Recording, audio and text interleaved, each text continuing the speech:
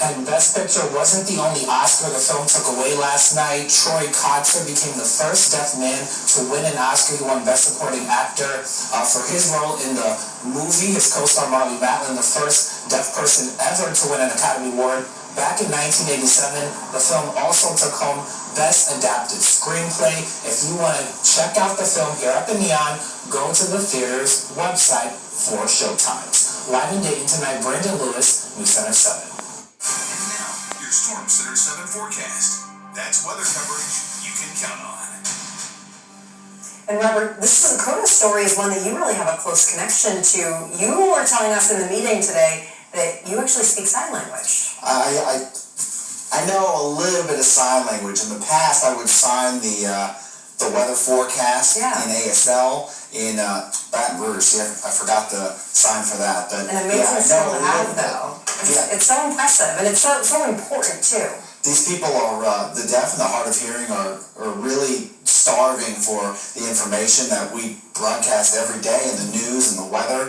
And when you're relegated to just closed captioning, it's just that everyone just wants equal access to the information we provide. And so we have been looking at some very cold temperatures here across our area. In fact, what we can expect here over the next couple hours are pretty cold temperatures. Today got up to 38 degrees. Now, that's nowhere near the record high, which was actually about 85 degrees. That was back in 2015 and 2008. And then this morning, temperatures got down to the teens. So a very, very cold day this morning, and we're likely going to be pretty cold as we move into tomorrow as well, with high temperatures only reaching the 40s. And then the big change comes. That's when we're looking at some really, really warm temperatures. So let's go ahead and take a look at what we can expect here for the next day or so. And that's actually the wrong graphic. I'll pull up the right graphic here. Temperatures were a lot colder this morning than they're going to be tomorrow, but tomorrow's still going to be cold. Take a look at what we got down to in Dayton. Got down to about 18 degrees. Now, Wright-Patterson Air Force Base actually got down to 16 degrees, and that was the record low for today at the airport. So very, very close, but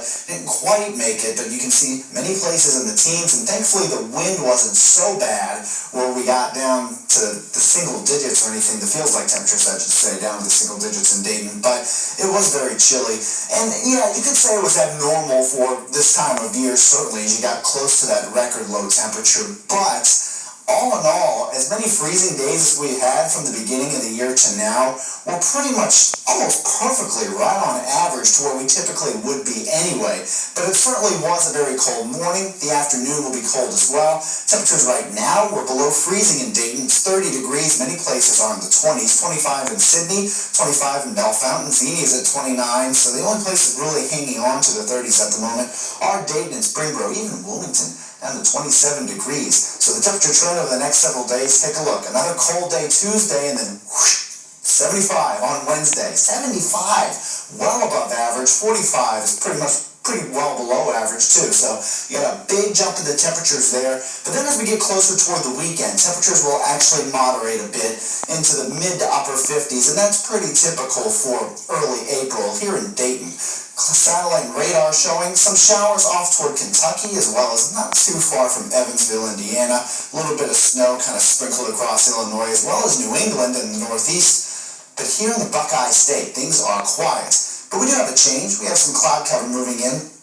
No rain or snow for us, but the cloud cover coming in from the west will help keep temperatures a little bit less cold tonight. Now, if we had clear skies for the rest of the night, I'd say we'd probably get down close to the low 20s, but a little bit of cloud cover coming in from the west will help keep at least some of that heat from the day, because remember, it was sunny all day, and that'll keep us down into the mid-20s, so still cooler than average, but it's going to feel a lot better moving into tomorrow with high temperatures in the mid-40s, high temperatures in the mid-70s. Wednesday, again, that's well above average. Now, as far as rain is concerned, actually looking at a few showers as we move into late Tuesday. And then Wednesday, some late rain as well. I think the best chance of rain over the next several days will be late Wednesday and into early Thursday morning. Wouldn't be surprised either if there's a rumble of thunder or two once we get into very early Thursday morning, a little bit after midnight. But overall, the chance for severe weather really is pretty low. And then moving into Friday, Saturday, Sunday, that's when you see temperatures again more typical for early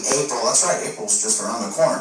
with low temperatures above freezing, it should be pretty nice really once we get to the weekend, aside from a stray shower or two. So the weather story here the next couple days is cold temperatures tomorrow, very warm temperatures Wednesday, and that chance for rain late Wednesday night. All right, thanks, Robert. Tonight, actor Will Smith addressed his altercation with comedian Chris Rock at the Oscar ceremony. Smith slapped Rock on stage after Rock made a joke about Smith's wife's hair. Smith's wife, Jada Pinkett Smith, has been open about her struggle with alopecia. That's an autoimmune disease that leads to hair loss. On Instagram, Smith said in part, violence in all forms is poisonous and destructive, and that his behavior at last night's Academy Awards was inexcusable.